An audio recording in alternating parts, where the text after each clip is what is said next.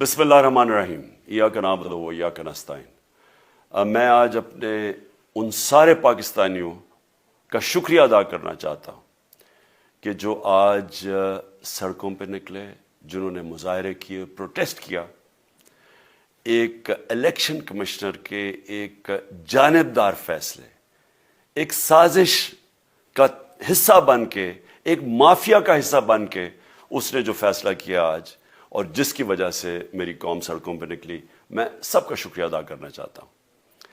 پہلے تو میں اپنی قوم کے سامنے یہ رکھنا چاہتا ہوں یہ کیا فیصلہ ہے، یعنی یہ توشہ خانہ کیا چیز ہے۔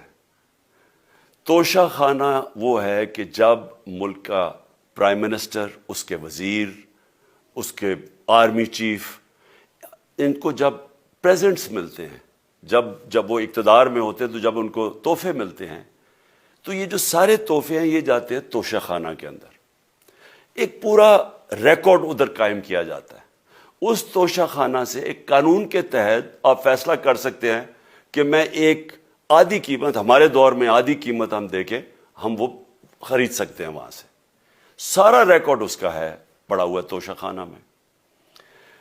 تو یہ جو کیس اس نے کیا ہے، یہ جو کیس کے اوپر فیصلہ دیا ہے، میں آپ ساری قوم کے سامنے اب یہ کہنا چاہتا ہوں کہ جب بھی، اور انشاءاللہ ہم اب جا رہے ہیں عدالت میں آج سب کے سامنے کہنا چاہتا ہوں کہ یہ عدالت کے اندر کیس جائے گا اور اس میں ایک چیز غیر قانونی نہیں نکلے گی، کیونکہ سارا ریکارڈ اویلیبل ہے۔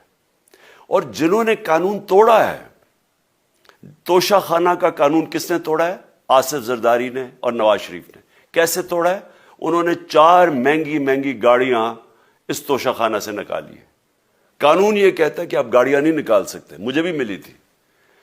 تو ان کے کیس تو سنے نہیں، ان کے 10 سال سے کیس پڑے ہوئے جو انہوں نے یہ گاڑیاں غیر قانونی طور پہ نکالی تھی۔ اور وہ جو کہ سارے میرے وکیل نے آج قوم کے سامنے بتایا کہ سارا ریکارڈ اویلیبل ہے، اس کے اوپر اس نے یہ فیصلہ کیا۔ تو پہلے تو ہم جائیں گے انشاءاللہ عدالت میں، لیکن میں اس الیکشن کمیشنر کے اوپر اپنی قوم کے سامنے اس کا ذرا اصلیت رکھنا چاہتا ہوں۔ یہ وہ آدمی ہے جو پچھلے 2.5 سال سے ہمارے خلاف فیصلے دے رہا ہے۔ 8 یا 9 دفعہ اس نے ہمارے خلاف فیصلہ دیا، ہم عدالت میں گئے اور عدالت نے اس کے فیصلے اوور ٹرن کر کے ہمارے حق میں فیصلے دیے، کیونکہ اس کے جو فیصلے تھے وہ غیر جانبدار نہیں تھے۔ ہم ای وی ایم مشینز کے اوپر کوشش کرتے رہے کہ اس ملک میں صاف اور شفاف الیکشن ہو، 2 سال کوشش کرتے رہے۔ اس الیکشن کمیشن نے پیپلز پارٹی اور نون لیگ کے ساتھ مل کے وہ نہیں ہونے دیا۔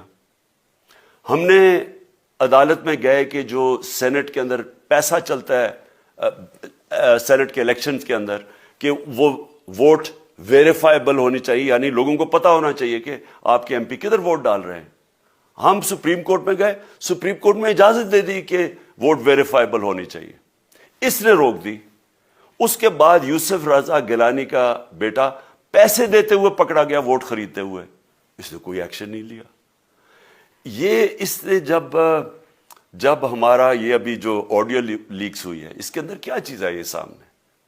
آڈیو لیکس میں یہ سامنے آئی کہ نون لیگ کے ساتھ بیٹھ کے یہ فیصلے کر رہا تھا کہ کون سے حلقے ہمارے کمزور ہیں اور کدھر پی ڈی ایم کی ووٹ جو تھی ہمارے حلقوں سے دگنی تھی۔ اس نے ان کے ساتھ بیٹھ کے فیصلے کیے۔ یہ جو ابھی حال ہی میں الیکشن ہوئے ہیں، اسی الیکشن کمیشن نے، اس نے پہلے بھی جب پنجاب کے بائی الیکشن ہوئے تب بھی پوری الیکشن کمیشن کی مشینری نے ان کی مدد کی، اور اس کے گورنمنٹ بھی پنجاب میں انہی کی تھی، گورنمنٹ کی مشینری نے بھی پوری مدد کی۔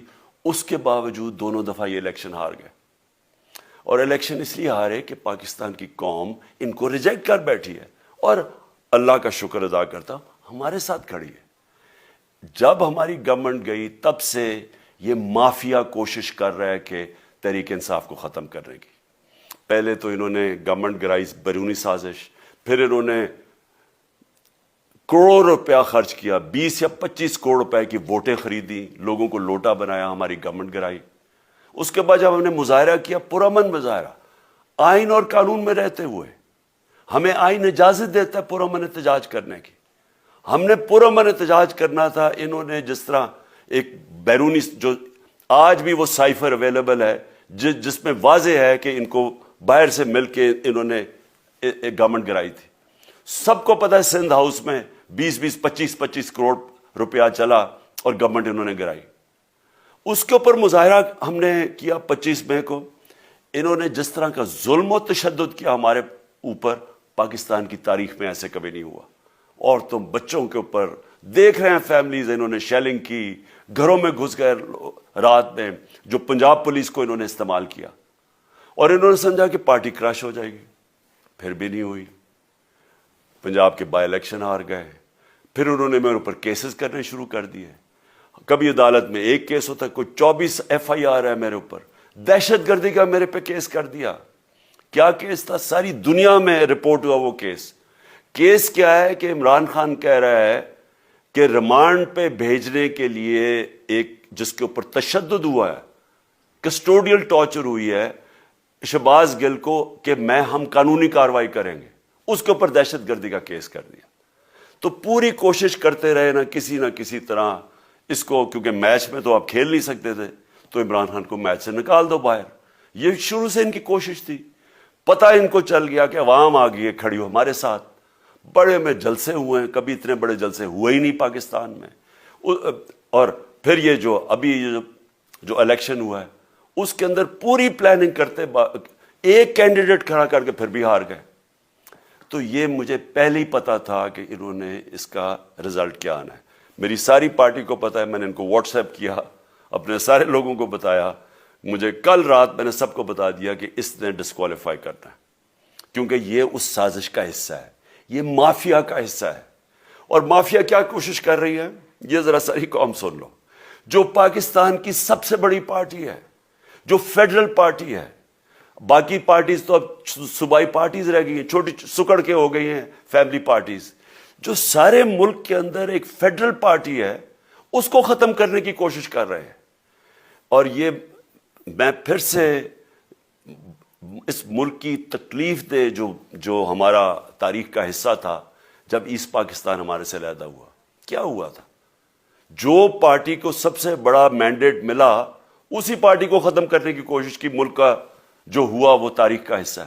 یہ پھر کوشش کر رہے ہیں کہ ایک پارٹی جو ساری فیڈریشن کو اکٹھا رکھ سکتی ہے اسی پارٹی کو ختم کرنے کی کوشش کر رہے ہیں کہ جناب عمران خان کو کسی طرح ڈسکوالیفائی کرے اور پھر الیکشن ہو.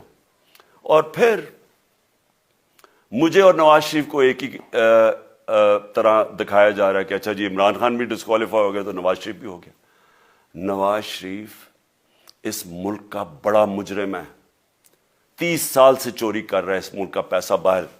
بڑے بڑے محلات ہیں اس کے اور اس کے بچوں کے باہر. ایک رسید نہیں دکھا سکتا کہ پیسہ کدھر سے آیا. میں نے کرکٹ کھیلتا تھا تو میں نے ایک فلیٹ خریدا. میں تو پبلک آفس ہولڈر بھی نہیں تھا. 34-35 سال پہلے میں نے فلیٹ خریدا جب کرکٹ کھیلتا تھا. اس کے باوجود میں نے 8 مہینے عدالت کے اندر ایک ایک رسید بتائی کہ مجھے کدھر سے انکم آئی, کدھر سے آمدنی آئی, اور باہر سے حلال کے پیسے کی جو میں نے جو خرچہ جو خریدا فلیٹ, اس کو جب بیچا بینک کے تھرو پاکستان میں پیسہ لے کے آیا, اپنے ملک میں پیسہ لے کے آیا. اس کی بھی منی ٹریل تھی. عدالت نے مجھے صادق اور امین کہا, اور مجھے مقابلہ اس آدمی سے کر رہے ہیں جو اربوں روپے کی پراپرٹیز لے کے بیٹھا ہوا ہے. کبھی کوئی جھوٹ بولتا ہے کہ جی مجھے قطری کھاد کے جی قطری نے پیسے دے دیے, کبھی وہ کہتا ہے یہ ہیں وہ ذرائع, وہ فیل ہو جاتا ہے. وہ بیٹی کہتی ہے میرے لندن تو چھوڑو پاکستان میں کوئی پراپرٹی نہیں ہے, اور پھر پراپرٹی نکلا. یعنی جو بتا ہی نہیں سکتے کہ اس ملک سے باہر اربوں روپے کی پراپرٹیز ہے, اور اس کو اور میرے ساتھ کر رہے ہیں کہ جی آپ دونوں ڈسکوالیفائی ہو گئے. اور جو سب سے شرمناک چیز کیا ہے کہ جس آدمی کی ساری پراپرٹی سب پاکستان سب ڈکلیئرڈ اپنے نام پہ, اس کو ڈسکوالیفائی کر رہے ہیں, اور یعنی میچ سے باہر رکھنے کی کوشش کر رہے ہیں. اور کن کو اس ملک میں بچایا جا رہا ہے؟ اس ملک کے بڑے بڑے مجرم جن کے اوپر اربوں روپے کے کیسز ہیں, وہ آ کے پہلے تو ان کو سازش کے تحت ملک پہ بٹھایا جاتا ہے, پھر وہ قانون اسمبلی میں بیٹھ کے نیب کا قانون چینج کرتے ہیں اور 1100 ارب روپے اپنا معاف کروا لیتے ہیں. قوم جب نیچے پسی ہوئی ہے آج مہنگائی میں، بے روزگاری میں، 6 مہینے میں انہوں نے ملک کدھر سے کدھر پہنچا دیا ہے.